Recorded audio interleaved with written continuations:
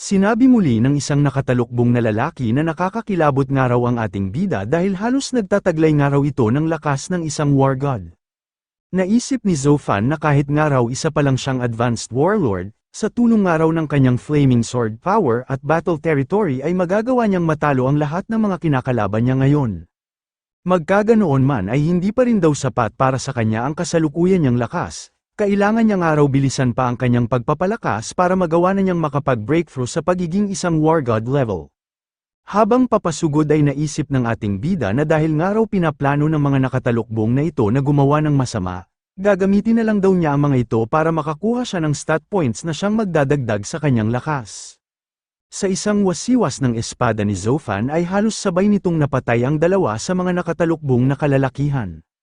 Parehas siyang nakakuha ng tig-isang attribute points o stat points sa dalawang ito. Agad na nagsitakbo ang ibang mga nakatalukbong na lalaki noong mapagtanto nila na wala silang laban sa ating bida. Kailangan nga raw nilang unahin ang kanilang pagtakas dahil para nga lang daw silang nagpapakamatay kapag kinaharap nila ito. Tinanong ng isang nakatalukbong na lalaki ang kanyang mga kasamahan kung bakit daw ang mga ito tumatakbo gayong nag-iisa lang naman ang nagbabantay sa pinanggalingan ng mga itong direksyon. Naisip naman ng mga miyembro ng Zonglin City's mercenary branch na mukhang napakalakas nga raw ng binata na isinama ng kanilang presidente. Kahit nga raw halos 20 taon pa lang ito ay nagtataglay na ito ng lakas na maihahalin tulad sa mga war god. Mukhang napakalayo nga raw ng mararating nito sa hinaharap. Sumabay na rin ng pagtakbo ang iba pang nakikipaglaban na nakatalukbong na lalaki, dehado na nga raw sila doon kaya kailangan na nilang bilisan ang kanilang pagtakas. Nagtanong ang isang lalaki kung hahabulin ba raw nila ang mga tumatakbo nilang kalaban. Sinabihan naman ito ng kanyang kasamahan na wag nga raw nitong kalimutan ang bilin sa kanila ng kanilang presidente. Imbis nga raw na habulin nila ang mga ito ay tingnan na lang nila kung may nasugatan ba sa kanilang mga kasamahan. Sinabi ni President Nia Xuanye sa kanilang kliyente na wala na raw itong dapat ipag-alala. Nagsitakas na nga raw ang kanilang mga kalaban kaya ligtas na ito ngayon. Nagpasalamat ang matandang kliyente sa pagpoprotekta sa kanya ng Zonglin City's mercenary branch. Akala nga raw niya kanina ay doon na siya mamamatay. Sumagot naman si President Nia Xuanye nang hindi nga raw nito kailangang magpasalamat, responsibilidad daw talaga nila na protektahan ang mga kliyente ng kanilang mercenary branch. Naisip ni Zofan na may sakit nga raw ang iniligtas nilang matanda, pero bakit nga raw hindi na lang nito ginamit ang kanyang treasure item para gamutin ang kanyang sarili? Noong inilabas ng matandang kliyente ang isang kahon ay sinabi nito kay President Nia Xuanye na ayon nga raw sa kanilang napagkasunduan, ipapaubaya nga raw niya sa Zonglin City's mercenary branch ang pagbibenta ng kanyang treasure item. Nag-abot din ng isang kahon si President Nia Xuanye noong hanapin ng matanda nilang kliyente ang deposit sa item na ibebenta nito. Pinayuhan din ni Nia Xuanye ang matandang lalaki na mas mabuti nga raw na doon na muna ito manatili sa kanilang Zonglin City's mercenary branch. Hindi na nga raw ito ligtas sa lugar na tinitirhan nito. Natuwa naman ang matanda at agad na pumayag sa alok ni Nia Xuanye. Pinuri nito si Presidente Nia Xuanye dahil napakaayos nga raw ng serbisyo ng mga ito. Hiniling niya rin na sana nga raw ay masunod ang napagkasunduan nila na ibebenta ang kanyang treasure item sa gaganapin na grand auction. Sumagot naman si Nia Xuanye at sinabi sa matanda na hindi nga raw nito kailangang mag-alala. Susundin nga raw nila kung ano ang kanilang napagkasunduan. Noong nasa labas na sila ay nagtanong ang ating bida sa kanyang sister Ye kung ano raw ang naging alitan nito at ni Director Du Qing. Sumagot naman si President Nia Xuanye nang wala naman daw, niligawan nga lang daw siya nito noon at binasted niya nga raw ito, hindi niya nga raw tipo ang mga matatandang lalaki. Namula si Zofan noong dugtungan ni President Nia Xuanye ang pagsasalita nito na mas tipo niya raw ang mga lalaki na mas bata sa kanya. Noong makita ni Nia Xuanye ang naging reaksyon ng ating bida ay doon na niya sinabi na nagbibiro lang daw siya. Lagi niya nga raw tinatanggihan si Du Qing nang dahil sa ibang rason. Kailangan niya nga raw itong tanggihan para manatiling neutral ang kanilang mercenary branch at hindi sila madamay sa alitan ng magkabilang paksyon. Dumaan ang ilang araw hanggang sa sumapit na ang pagsisimula ng grand auction. Nagtanong ang nasa unahang auctioneer kung sino raw sa mga taong naroon ang bibili ng una nilang item. Itinaas ng mga taong dumalo ang kanika nilang mga numero, at doon na nila binanggit ang kanika nilang mga bid. Nagulat ang ating bida noong mapanood nito na naibenta sa halagang 40 million ang unang item na inilabas ng auction house. Noong dumalungaraw siya noon sa Jining Auction House ay halos nag-uumpisa lang sa 1 million ang starting bid ng bawat item. Napakalaki nga raw ng diferensya nito kumpara sa sinalihan niya noon na auction. Nagtanong ang ating bida sa kanyang sister Ye na hindi ba raw sinabi nito sa kanya na may iba pang magagandang items ang ibebenta doon bukod sa treasure item na pag-aari ng matanda. Habang papahiga ay sumagot naman si President ni Xuanye at sinabihan si Zofan ng wag nga raw itong mainip, malalaman rin daw nito mamaya ang iba pang special items na ibebenta doon. Namula ang ating bida noong makita nito ang posisyon ng kanyang sister Ye. Hindi na nga raw nito inisip na may kasama siyang lalaki sa loob ng isang kwarto. Tinawag ng auctioneer ang atensyon ng lahat para sabihin na ibebenta nga rin daw nila doon ang dalawang special items na nakuha mula sa Grey Realm Monster Cave. Hindi naman makapaniwala ang mga bidder noong marinig nila kung saan nanggaling ang mga sunod na ibebentang items. Nagulat din si Zofan dahil napakadelikado nga raw ng Grey Realm Monster Cave. Matatagpuan nga raw ito sa pagitan ng lungsod ng Zonglin at Jinhai, at isa nga raw ito sa 5 major monster caves ng kanilang bansa. Ipinakita na ng lalaking auctioneer ang isa sa mga ibebenta nilang item, isa nga raw itong napakatibay na baluti na sigurado siyang nanaisin ng lahat ng mga Starfall Warrior. Sinabi ng lalaking auctioneer na base nga raw sa kanilang President's Authentication, ang armor nga raw na ito ay dating pag-aari ng isang intermediate war god. Kahit nga raw may kaunti itong gasgas ay napakatibay pa rin daw ng defensive power nito. Maihahalin tulad nga raw ang epekto nito sa mga ginagamit na defensive equipment ng mga naglalakasang intermediate war god. Sa gulat ng isang lalaki ay sinabi nito na hindi nga raw siya makapaniwala na ilalagay sa auction house ang ganoong klase ng war god armor. Sinabi rin ng isang lalaki na baka nga raw nagkamali lang ang mga ito ng paglalabas. Dapat nga raw ay sa huli inilabas ng auction house ang ganoong kaimportanteng item. Agad na nag-offer ng 100 million ang isang bidder, nagsalita rin ang isa pang bidder na bibili niya raw ito ng 150 million. Nasapawan naman agad ang mga ito noong magsalita ang isang lalaki na bibilhin niya raw ito sa halagang 500 milyon. Hindi rin nagpatalo ang isang lalaki at sinabi na saan nga raw ang mga ito makakabili ng ganoong klase ng item sa ganoong kaliit na halaga. Doon na rin niya sinabi na bibilhin niya nga raw ito ng 600 million. Nagtanong si Zofan kay Sister Ye kung sino nga raw ang tao na nasa loob ng kabilang kwarto. Sumagot naman si President ni Xuanye na wala na nga raw iba kundi ang first genius ng Zhang family. Binanggit din ni Xuanye na may kinalaman nga raw ang angka nito sa naganap na pag-atake noong isang gabi. Ang lalaki na tinutukoy ni President ni Xuanye ay si Zhang Wu. May edad na 34 at nasa level ng isang advanced warlord. Nagpatuloy pa sa pagtaas ang presyo ng War God armor kaya nagsalita na si Zhang Wu na bibilhin niya raw ito sa halagang 1.5 billion. Sinabi niya rin sa lahat na sana nga raw ay pagbigyan na siya ng mga ito na makuha niya ang War God armor nang sa ganoon ay hindi na masira ang samahan nila sa isa't isa. Nainis ang isang lalaki at sinabi na ginagamit na naman daw ng Zhang family ang impluwensya ng mga ito para lamangan ang iba. Sinabihan naman ito ng isa niyang kasamahan na wag na nga raw itong magsalita, gusto ba raw nito na may mangyaring masama sa kanya kapag narinig siya ng Zhang family. Pinagmalaki ni Zhang Wu sa katabi niyang lalaki na napakaswerte nga raw niya, hindi niya nga raw inakala na makakabili siya ng isang War God armor sa halagang 1.5 billion sa pagpunta niya doon. Sinabihan ng nakatalukbong na lalaki si Zhang Wu na napakarami raw interesado sa target nilang bilihin na treasure item, dapat nga raw ay nagtira ito ng malaking halaga ng pera. Sumagot naman si Zhang Wu at sinabi sa nakatalukbong na lalaki na wala nga raw itong dapat na ipangamba. Naghanda nga raw siya ng sapat na pera para sa grand auction na ito, sigurado nga raw siya na magagawa niyang mabili ang pakay nilang treasure item. Pinaringgan din ni Zhang Wu ang nakatalukbong na lalaki na kung hindi nga lang daw sa kapabayaan ng mga ito noong isang gabi ay hindi na niya kakailanganing dumalo pa sa nagaganap na auction. Nangatwira naman ang nakatalukbong na lalaki na ang mga tauhan nga raw na ipinadala niya ay higit na mas malakas sa mga miyembro ng Zonglin City's mercenary branch, pero hindi niya nga lang daw akalain na magpapadala rin ang mga ito ng napakaraming expert noong gabi ng kanilang paglusob. Matapos magpaliwanag ay sinabihan ng nakatalukbong na lalaki si Zhang Wu nang wag na nga raw nilang pag-usapan doon ang nangyari noong isang gabi. Nasa loob pa rin daw sila ngayon ng Zonglin City's mercenary branch kaya nangangamba nga raw siya na baka may makarinig sa kanila.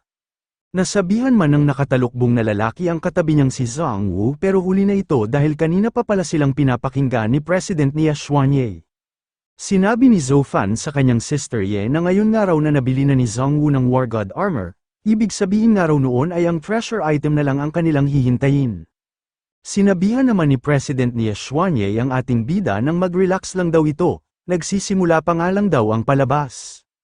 Sinabi din ni Nia Xuanye kay Zhou Fan na abangan rin daw nito ang padalawang special item na kasunod ng War God armor. Maging siya nga raw ay hindi niya malaman kung ano ba talaga ang item na ito. Nagtaka si Zhou Fan sa narinig niyang impormasyon, ano nga raw kaya ang item na ito na maging ang Master Appraiser na kagaya ni President Nia Xuanye ay hindi ito matukoy. Shoutout kina Idol Norman Tojong at Idol Joel Asia sa pagbibigay ng tig 50 stat points. Maraming salamat po. Pinakita na rin ng lalaking auctioneer ang sunod na special item na kanilang ibebenta. Base nga raw sa pagsusuri ng kanilang presidente ay isa itong S-rank treasurer. Binanggit din nito na kahit nga raw isang master appraiser ang kanilang presidente ay hindi nito matukoy kung para saan ang item na ito, marahil nga raw ay isa itong kapaki-pakinabang na treasure item. Sinabi ng lalaking auctioneer na sisimulan nga raw nila ang bidding nito sa halaga na 100 million. Inengganyo niya rin ang lahat ng naruroon na wag daw na mga itong palalampasin ang ganoong item na nagmula pa sa Grey Realm Monster Cave. Nagtanong ang isang lalaki sa auctioneer kung bakit nga raw nito sisimulan sa 100 million ang bidding price gayong maging ang mga ito ay hindi alam kung para saan ang ibinibenta nilang item. Wag nga raw sila ng mga itong gawing tanga dahil ilang beses na nga raw silang nakakita ng mga hindi napapakinabangan na S-rank item. Sinabihan din ng isa pang lalaki ang namamahala sa auction house na pinagsasamantalahan lang daw ng mga ito ang mga gaya niyang bisita, sa pamamagitan ng paggamit sa titulo ni President Nia Xuanye na pagiging isang master appraiser. Ilang beses na nga rin daw itong ginawa ni President Nia Xuanye kaya hindi na sila ng mga ito mauuto. Sinabi ni Zhang Wu na mukhang gusto nga lang daw ni Nia Xuanye na kumita ng malaking pera gamit ang item na ito. Kung mabibili niya nga raw ito ay magkakaroon na siya ng pagkakataon para mapalapit kay Nia Xuanye. Bukod nga raw sa ito ang pinapantasya ng mga kalalakihan sa lungsod ng Zonglin ay napakarami ring kalalakihan sa Jinhai City at Imperial City ang nahuhumaling dito. Nagsalita ang nakatalukbong na lalaki para sabihin kay Zhang Wu na napakarami nga raw bisita ang naroon ngayon sa loob ng auction house. Kapag gumastos nga raw ito ng 100 milyon sa ganoong klase ng item, ay baka nga raw maapektuhan pa nito ang kanyang mamanahin kapag nakarating ang balitang ito sa Old Master ng Zonglin family. Hindi na itinuloy ni Zhang Wu ang binabalak niyang pagbili matapos marinig ang mga sinabi ng nakatalukbong na lalaki.